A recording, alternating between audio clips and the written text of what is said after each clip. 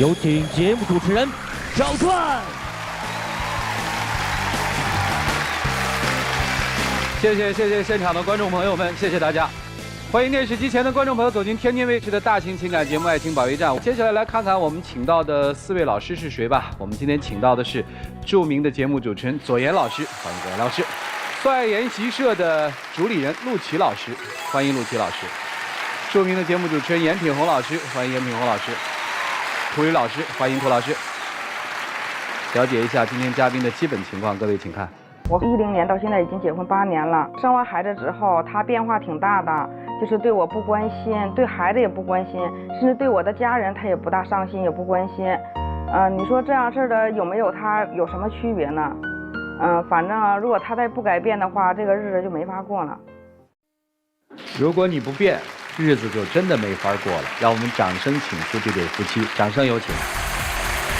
男嘉宾朱先生，43岁，来自黑龙江保险公司职员；女嘉宾满女士，36岁，来自辽宁淘宝店主。来，有请两位，有请。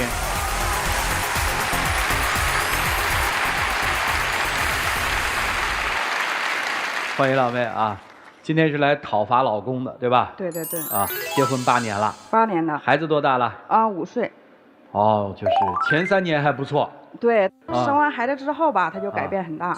说说都哪些地方变了吧？就说买礼物吧，你看这事儿，现在吧买礼物都很少买了，像。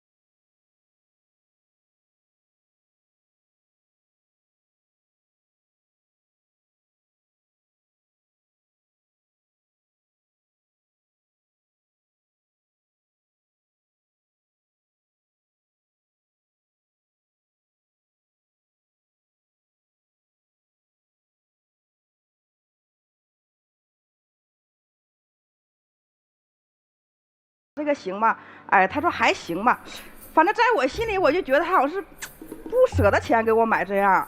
不是不舍得花钱，要不他就小心眼儿。你说钱在他那儿，让他买就买呗。然后你说我一出去上商场一挑衣服吧，完了他还老说我给他买的便宜。有时候那贵的衣服去了之后，人家服务员就说了没有那么大号啊。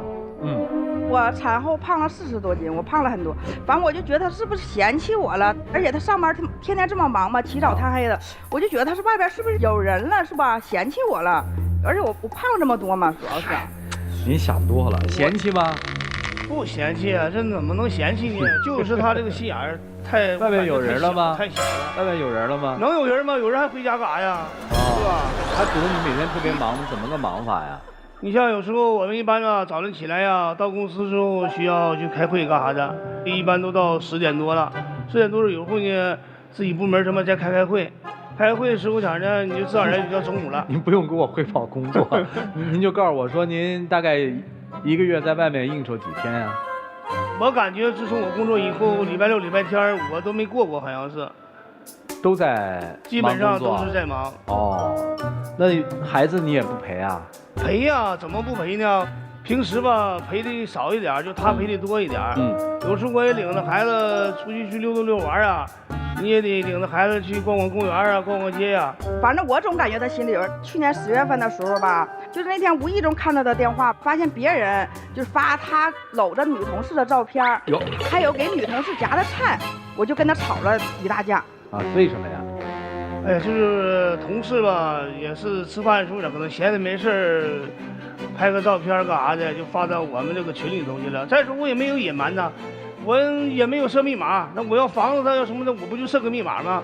对不对？你这个逻辑不对啊。那你是明目张胆啊，你更不在乎人家了，对吧？你要这么说，换一个逻辑方式，他不是不结论就不一样了。你干嘛了呀？就是同事在一起吃饭时候前挨着近一近，就说一说。那我感觉反正同事之间的有时候是很正常的，就是他的疑心太重了，想的太多了。自从我产后，我生完孩子之后啊，一般他们公司聚会啊什么的，一般我都没去过，基本没去过。那你不去啊？你看每次让你去的时候前，你就说没有意思，你不去。完了跟你说了几遍以后你不去，那我索性我就再跟你说也没用啊，还不如不让你去呢。哎，反正我就挺生气的吧，我觉得就是他不把我当回事了。你心里有芥蒂你就去呗，啊，以后还带着去吗？人家要求去还带着去吗？带呀，那我要跟他说了他去，那我只能带他呀。你对我不上心，你对孩子也不上心。孩子现在上幼儿园了，开家长会，我跟你提前说了一句吧，我说你去开个家长会，我这边有事情走不开。反过来他忘去了。老师给我打电话，老师说现在孩子都接走了，你看家长会也没来，就剩你家孩子自己了。哎，我就着急，我给打电话，我说你没去接孩子吗？没去开家长会吗？哎，他说我这边，哎呀忘了。哎，我怪生气，你看剩了咱孩子自己在幼儿园，哎呀，我连忙去把孩子接回来了。这是临时打的电话，有时候是开会啥的，请假也不好请。那孩子在幼儿园有一次磕着腿了，我给你打电话，你也没去是不是？不，后来不是还是我去的吗？在幼儿园玩嘛，他们蹦啊跳的，磕了一下子是很正常的。我感觉也没有那么严重，你知道吧？因为在学校老师也会保护孩子的，也不需要咱们太操心，你说对不对？那还有一次，前2天我就跟他商量，我说咱给孩子报个兴趣班画画吧，他挺喜欢的。他说哎呀，现在孩子还小，先别报了。反正在我认为，我觉得他是不是也不舍得给孩子花钱了？哎呀，我就更生气了，我又跟他吵了一架。你要给孩子报班的时候咋办？我就说了，我说那个现在孩子才5岁，我也想也给孩子个快乐童年，那他非得不听咱的。然后呢，画班你不也报了吗？你说报完画班以后啊，还要给报其他几个班，又报那个音乐的，又报舞蹈的。我说你这孩子一天除了学那个玩意儿没有别的了。我这一说呢，一犟吧，他就不愿意。对，为了这事儿，我俩就经常吵架。这个都很正常，每个家庭我看都为这事儿吵吧。就是老爸都希望孩子玩嘛，老妈都希望孩子学嘛。我就特别生气，我就觉得他不舍得给孩子花钱，我就特别生气这个事儿。你们家钱是分开的吗？不是，都是我管着了，我给他报了。对你管，那怎么他不舍得呢？我就觉得他不舍得。行，再往下说啊，还有什么他变化？还有就是，自从我生完孩子之后吧，他对我家人他也改变了，就是说忽略我的家人嘛。你像我妈妈吧，前一段那个脚烫伤了，在医院，就我挺着急的吧，因为在医院哈，我就给他打个电话，我说你看咱妈那个脚烫了哈，来医院看一看哈。完他说我这边跟客户签合同呢，我又过不去哈。当时我就把电话扣了，我就挺生气，你看需要你的时候你没来。我家人肯定也想啊，你看你这大姑爷都没来，这老丈母娘脚烫伤了你都没来，对吧？肯定对你有想法。你看你把那边事情推了，你过来看一下也行。你说我还有事情忙哈，我再过一会儿再来，也行啊。你得让你解释解释，话没说完呢，你快点把电话扣了。不是我不去，以前呢，他家那边有啥事儿我都去。你有时候我去了以后啊，到那儿呢我就感觉我多余的，啊，我说了什么话之后啊，人家都不在乎。你说了之后呢，完了人也不按咱意思做，后边呢你说还挑毛拣事的。不是你去就行了，你干嘛要说话发表意见呀？我不吱声嘛，人就说我不关心了。说话呢也嫌人说多了，难做哈。就是有时候我感觉真的很难做，他们的想法想的太多了。他愿意说，他嗓门很大。我们全家聚会嘛，都在一起吃饭。吃饭吧，就是为了孩子一点小事，我可能说了孩子一下，当那么多人哈，他就跟我大吼大叫的。当时我都跟他使眼色，我一想，你别说了，你看我家人都在这了，你还说什么？他又继续往下说，你说你想想，这样我家人怎么想你？你看媳，这怎么生完孩子是我姑娘胖了40多斤，怎么嫌弃我姑娘了？怎么现在还对我姑娘大吼大叫的？以前怎么没有过？那你让我家人怎么想你？你看看。我就是嗓门大一点，到你家那说话就嗓门大了就等于哄了，对吧？完了，你看我家人为啥对我？因为我生孩子的时候吧，他是第4天回去的，我第5天出的院嘛。就是我当时我都不理解，何况我家人肯定会不理解，肯定会对他有意见。直到现在吧，我家人肯定多多少少对他有意见吧。你看生孩子第4天回去了，又对我大吼大叫。为什么生孩子第4天才？因为当时石家庄那边有一个合同要签。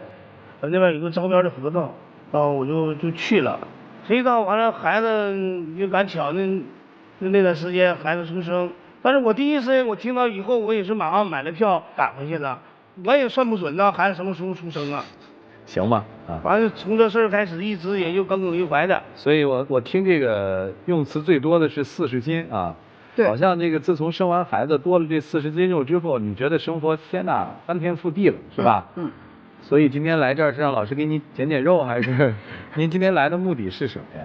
啊，我就是让他改变一下，像以前对我那么好，把这些臭毛病都改掉啊，对我的家人，对孩子吧，也上心一点。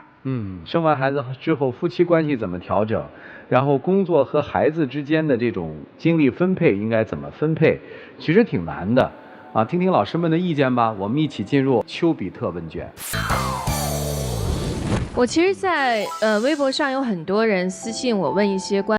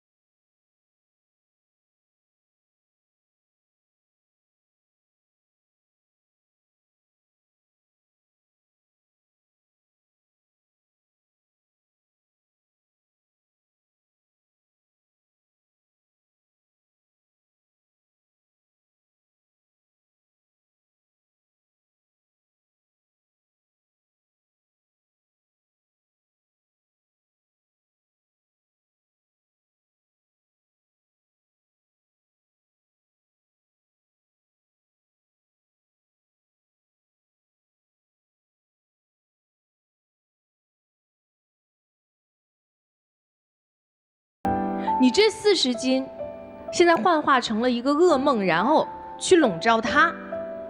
你完全是因为自己的不自信。对。你觉得他嫌弃你，嫌弃你胖，嫌弃你这40斤的肉，所以呢，他不给我买礼物了，他对我的孩子不好，对我爸妈也不好，所以他嫌弃我。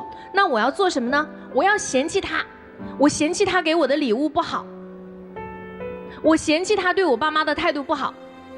所以这是一个相互的非常拧巴的这样的一种状态，就怼在这儿了。更多的是你自己内心的一种不自信。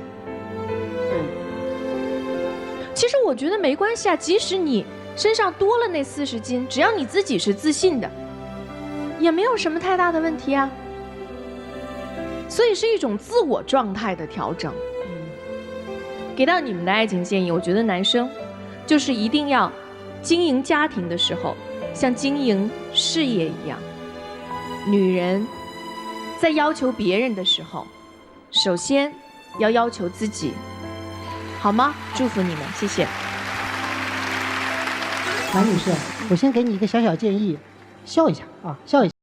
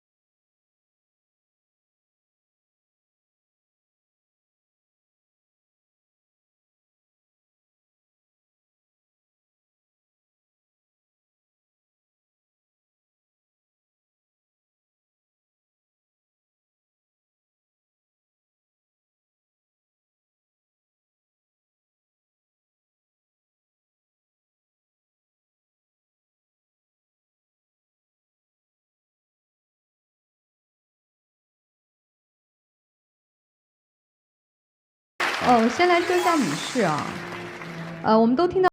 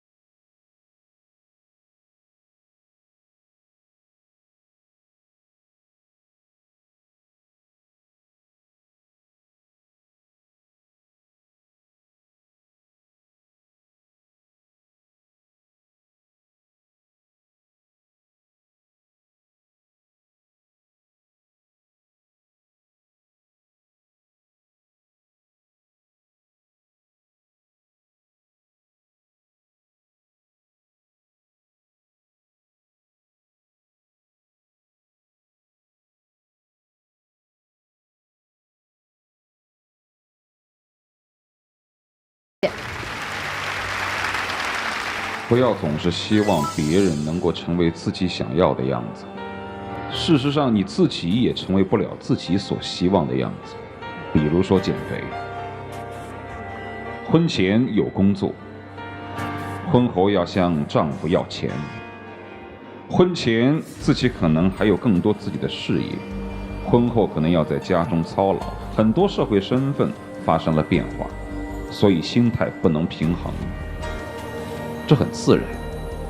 但是永远不要因为男人能够理解自己而感觉到欣喜，因为男人不能理解自己而就感觉到悲伤。生孩子不仅是为了他，也是为了自己。有很多女人就认为自己生孩子生亏了，我是给你生的，我是给你们家生的，我吃亏了，你要补偿我。就像你刚才所说的，你口口声声说的是他不愿意为孩子花钱，其实潜意识里是在说他不肯为你花钱，因为你已经把自己和孩子化成了连体的一部分。就是说这个男人不光是不为孩子花钱，实际上他是不重视我。所以像你这种内心非常不平衡的状态，总是喜欢找别人的茬儿。如果你这个能够平衡的话，就不会有亏的心态。你说呢？对。另外还有一点，不要认为结了婚，他长了40斤，你就可以不捧在手上。就有的时候别那么现实，好像女人给你生了孩子之后，你立马可以变个样子，这样做不好。你说呢？不说能够跟婚前和谈恋爱时那样对她那么好，多多少少你是不是也应该注意一下自己的态度？有的时候自己不愿意做的事情，其实是有的时候还是可以做一做，好吧？其实你自己也成为不了自己想要的样子，对吧？所以就不要去怪别人来挑剔自己，就这样。你挺体谅的，也挺体会的，生活里面这个很正常，大概都有这么一段心路历程。女生我不说了，因为都说到女生了嘛。做男人的稍微分享一下啊，确实大家会问这么一个问题，就是我的比重和重心到底在哪儿？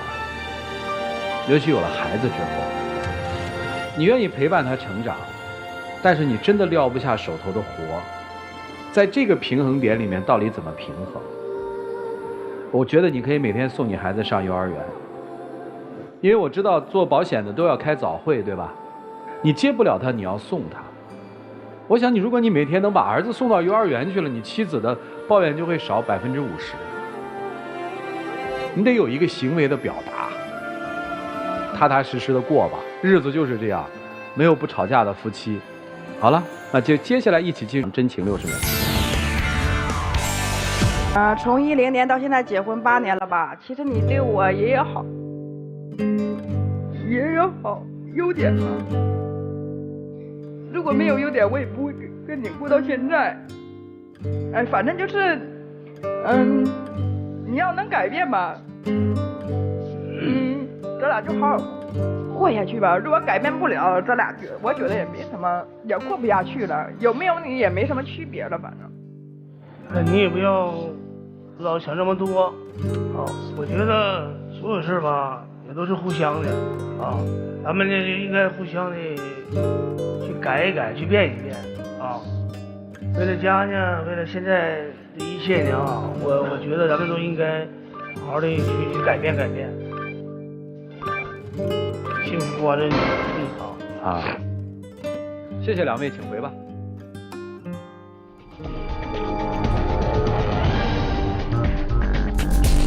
来，请关门。欢迎大家登录优酷网、腾讯视频、搜狐视频、爱奇艺、乐视视频、PPTV 剧力收看节目的完整视频。来，我们来看看他们自己的选择，请开门。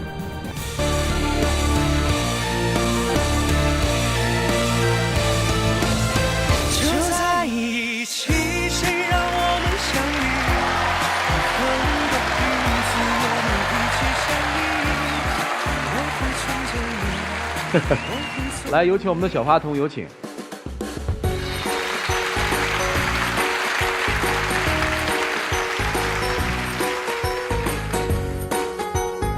好，谢谢两位啊！我们见证属于这对夫妻的浪漫时刻，请见证。会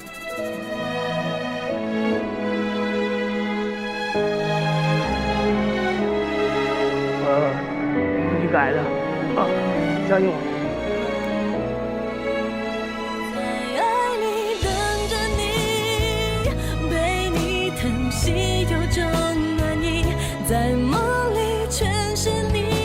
谢谢两位，请回吧。谢谢你们，祝你们开心啊！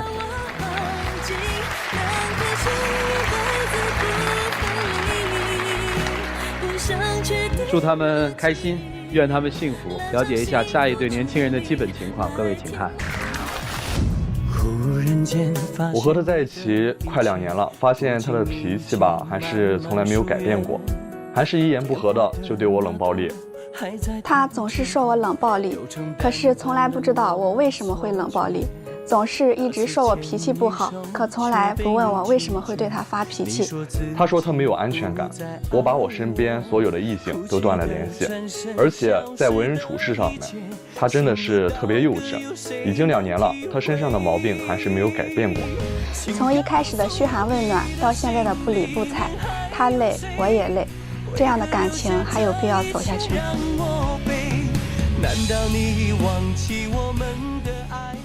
掌声有请这一对，有请男嘉宾于先生，22岁，来自山东，实习配音助理；女嘉宾张女士，23岁，来自山东，实习人事。来，有请两位。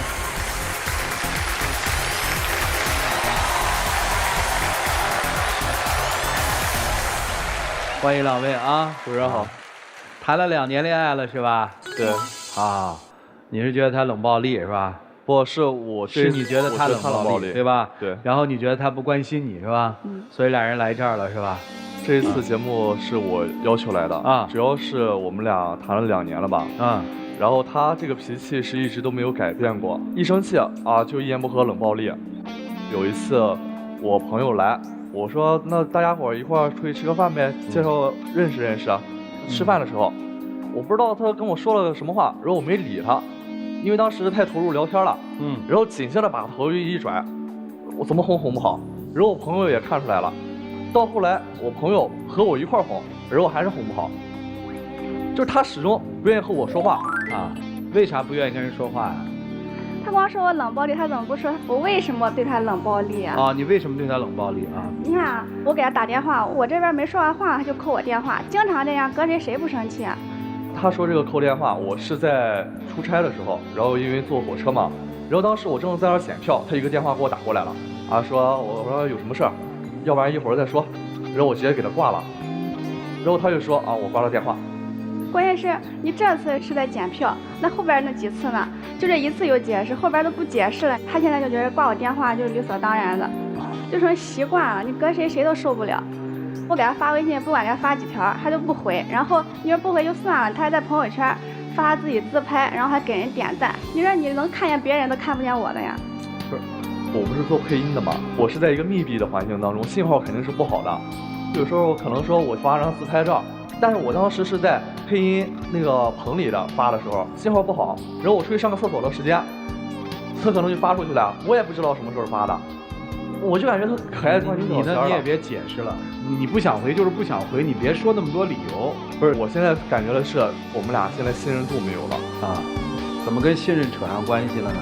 因为当时我也是带他出去玩嘛，然后把他介绍给我朋友认识。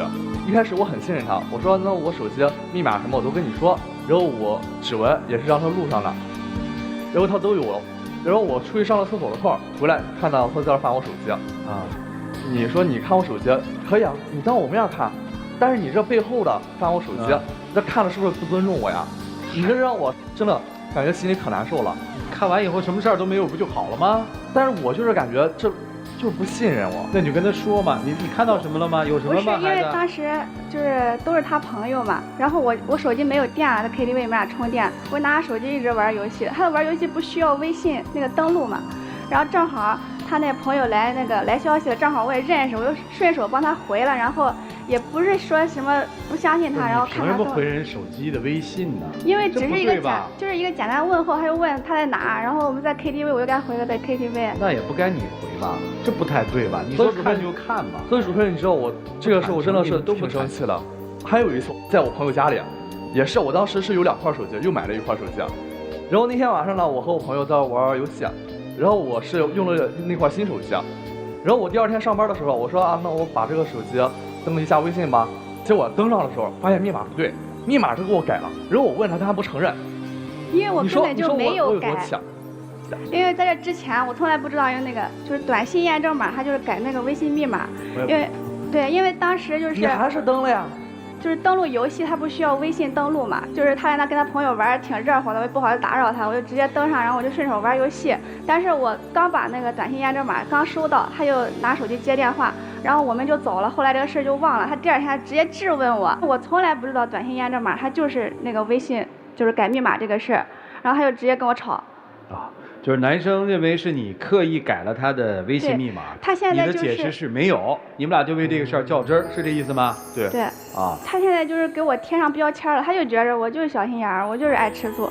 我现在就是已经形成一个条件反射，你知道吗？只要我一不笑，他就觉着我给他摆脸，我就冷暴力。你说我也不能一天天笑嘛。说到这个信任，还有一次就是当时我们俩在一块儿吃饭，然后他去厕所了，他男同事给他打电话来之后，我还很尊重他。我屁颠屁颠拿着手机去厕所门口，我说你同事来电话了，你接不接呀？然后说没事，你说你接吧。然后我接下来之后，关键是那个男的说的话让我很生气，说今天晚上出去吃个饭吧，就咱俩。我说我是男朋友，然后你有什么事儿让我转达吗？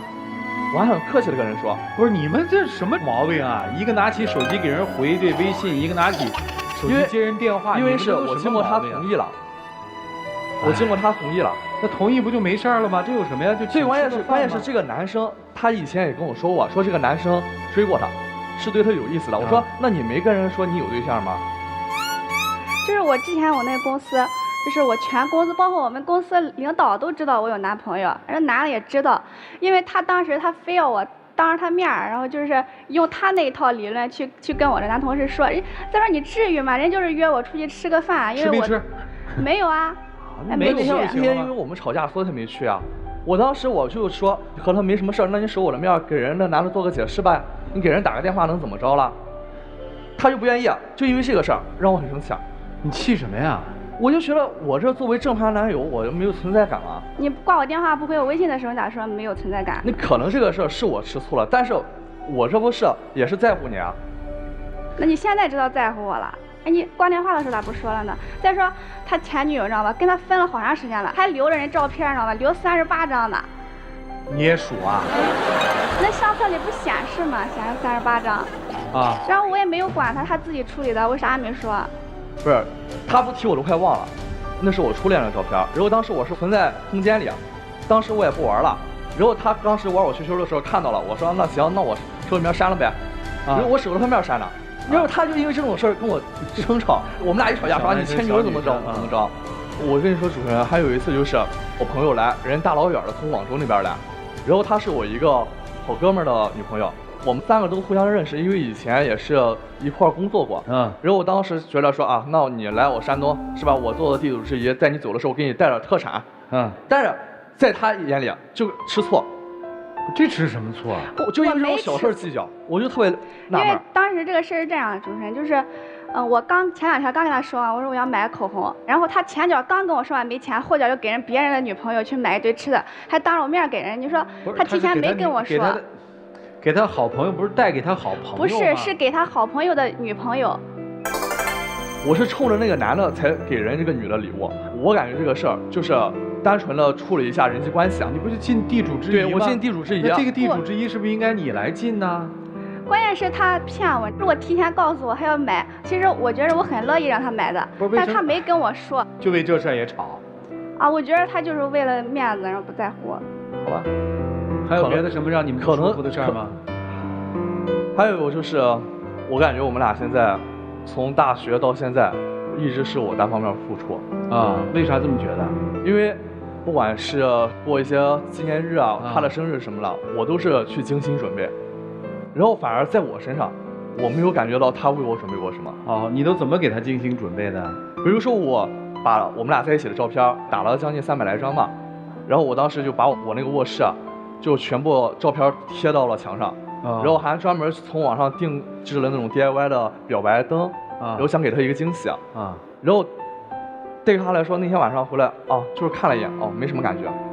其实我这人比较内敛，我也不太会表达，我就觉着对他好我就做，但是他就觉着我没有付出，就包括他那个手表，就是我提前攒钱，就是为了他生日的时候给他个生日礼物。所以男生觉得女生虚冷是吧？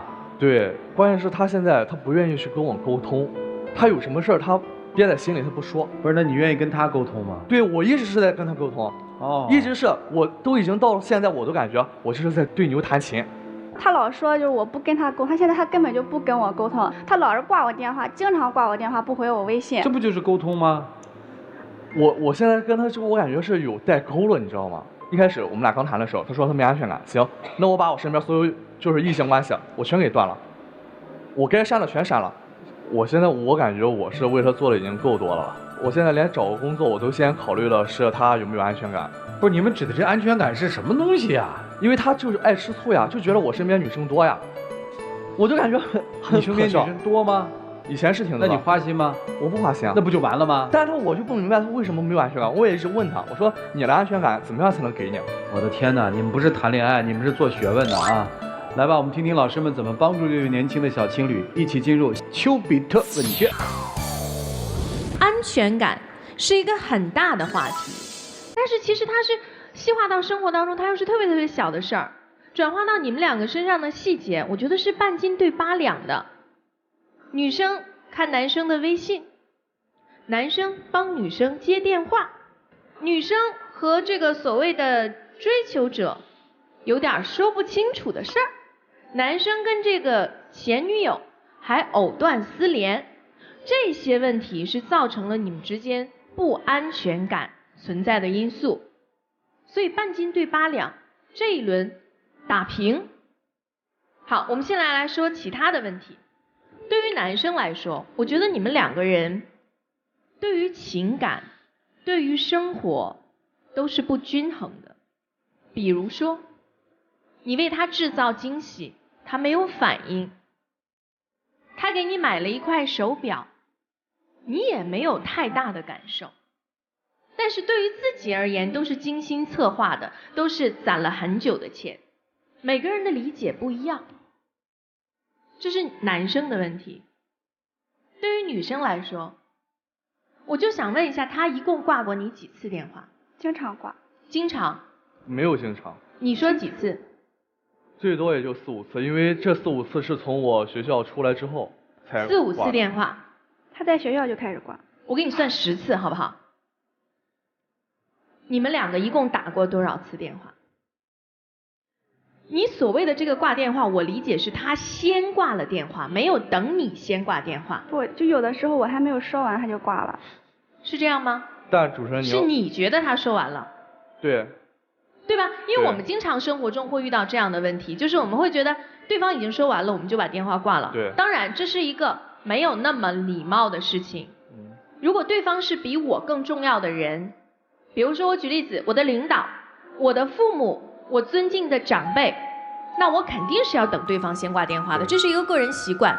但是在女生而言，她的理解就会是，你不爱我，你不在乎我，你不尊重我。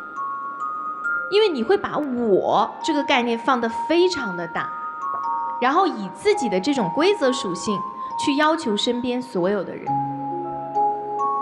所以这也是你要检讨的一个问题，把自己的规则属性、自我的地方收得小一点，好吗？好，谢谢老师，祝你们幸福。我想从底层来帮你们分析一下，你们是为什么会有这样的一个处境的。微博上面有一段话，他说有一种冷暴力叫我不理你是因为你不理我。什么意思？你想想你是不是这样？就是对，我不理你，我生你的气，但是是因为你对我不好。我不理你的前提是你不理我，你是始终没有安全感，不主动表达，希望对方能够主动想到，就我有什么需求，我要你能主动想到，对吗？你希望找到这样一个人，你以为找到这样一个人，其实他并不是那种。但为什么好像前几年挺好的呀？因为男人往往在前一段时间会有一个叫伪装性的取悦。当然伪装是因为爱啊，我们先说清楚啊，伪装不是因为他坏会骗你啊，伪装是因为他对你是有爱的。但是时间越长，这种伪装性就慢慢的褪去，就变成了原本的样子。从底层分析就是这样的，你们俩都没有问题，你们唯一的问题就是你们两个人不匹配。所以你们现在要考虑的问题是，我们还要不要为这件不匹配的感情去努力的做出改变，而不是你要改变，是我们两个要不要共同，值不值得共同去做这样的改变。谢老师。是的。陆琪老师从理性的角度和层面去分析你们，我从感性的角度来说说我对你们的感觉。姑娘始终是一副没有表情的脸，既没有愁眉苦脸，特别伤心，也没有笑逐颜开，你没有，始终如一。我认为你对他的感情更类似于一种死水，微澜我都没看到。因为你知道一旦有波澜就是不愉快，而这个男孩你一直在絮絮叨叨，一直在抱怨。我认为在2年前你没有进入这段感情之前，你大概也不全是这样子，你现在已经几乎变成了一个你自己不喜欢的样子。我说的对吗？是。你现在感情状态就是你前进也不对，后退也不对，我笑也不对，我愁也不对，我满脸都是表情，我只有一个字，我累。所以他是累到已经面无表情，你是累到本来是一个还算有理智有感情的男孩，而变成了一个婆婆妈妈絮絮叨叨的状态。你们都变成了彼此不喜欢自己的样子。陆琪老师一说我们在分析底层的状态，我觉得所有感情的底色都是爱，你们这个底色颜色不对了，你们其实彼此没有那么欣赏对方，也没有那么相爱。我倒是希望无论是感情，无论是交友还是工作，让我们去寻找一份开心快乐的状态，这个是做任何事情最核心的诉求。如果我们真的那么不开心，为什么还要勉强去磨合？所以我倒建议，与其鸡同鸭讲，不如我们各自找适合自己的状态去生活。希望你们将来都能快乐起来。谢谢。女生一定会说，细节会透露真相，细节会透露出一个男人对我是不是用心，对吧？对。这句话本身是没有错的，但如果你刻意的去追求细节，其实你离真相会越来越远。因为在你刻意的追索真相的时候，对方已经成为一个表演者，来配合你的需求。就像他最近的这2年，但到最后演不下去了，你可能也就看到真相。所以说，其实有的时候啊，男人不经意的一些表现，女人看到了不用说，自己心里知道就可以。但如果你反反复复的把这些细节提出来，让对方去改变，其实你要到的不是真相，而对方也不是你想要到的那个人。如果你要是成功的改变了对方，当他改变成你想要的那个样子的时候，也是你索然无味的时候，因为他身上的那种独特已经被你所改变。但事实上，我们发现我们改变不了谁，我们也管不了别人，我们只能管住自己是不是爱对方，却管不了对方是不是爱自己。所以说，其实活出一个真实的自己比较重要。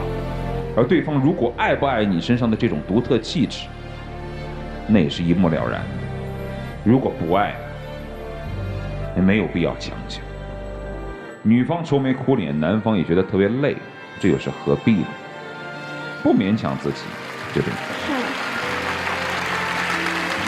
左岩老师刚才说到了一句话，他说跟重要的人打电话的时候，我是不敢挂的。这个在常识里面算社交礼仪的一部分，对吧？你们可能都忽视这个问题，就是现在年轻人不考虑这个。我说的意思是什么？在我们的心里总有一些对方的习惯是你不太能接受的。那这个不太能接受的习惯，我可不可以包容？能包容，你们往前走没问题。就这么小的习惯都包容不了，再往前谈会累死的。你们俩现在碰到的都是这样的问题，所以你们在那个门里面好好想一想。好了，接下来我们一起进入真情60秒。可能我们不是100%匹配的那个人，但是现在我想从50%慢慢的上升到100%。我是真的喜欢你。其实刚开始的时候，我觉得我们俩挺好的，就是从实习之后，我觉得就是可能就是2个人分开的原因，我觉得就是很累。但是你说要让我分开吧，我觉得就是也不舍得，但是我真的觉得你能细心一点，然后我也会改的。来，请亮灯。谢谢2位，请回吧。啊。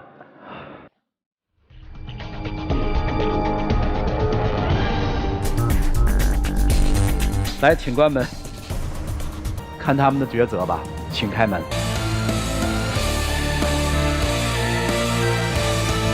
就在一起，谁让我们相遇？以后的日子我们一起相依，我会牵着你。慢慢谈啊，认真的对待对方，好不好？感受爱就好了。来，有请我们的小话筒，有请。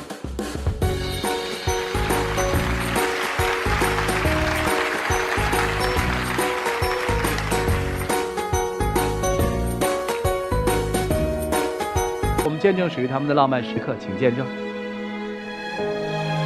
大学走到婚姻殿堂，我希望你是我遇到中最后一个人。在爱里等着你，被你疼惜有种暖意，在梦里全是你，不要再迟疑，把我抱紧，两颗心一辈子不分离，不想确定。谢谢2位，请回吧。谢谢老师。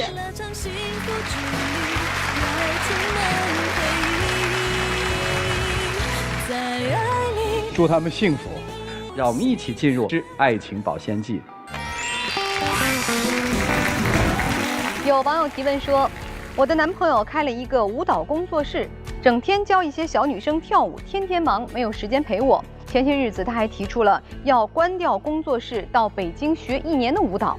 他如果去了北京，我就更没有安全感了。请问我是应该同意跟他开始异地恋，还是分手呢？既然你没有想清楚，我劝你不如顺其自然。明显这个男孩子他的生活中没有你，那么你的生活中是不是要多一些自己呢？我倒希望你能够关注自己的生活，关注自己的工作，让自己更优秀。说不定哪天这个男孩还真的就回到你的身边了。感谢观众朋友的陪伴和收看，下期节目再见，谢谢大家。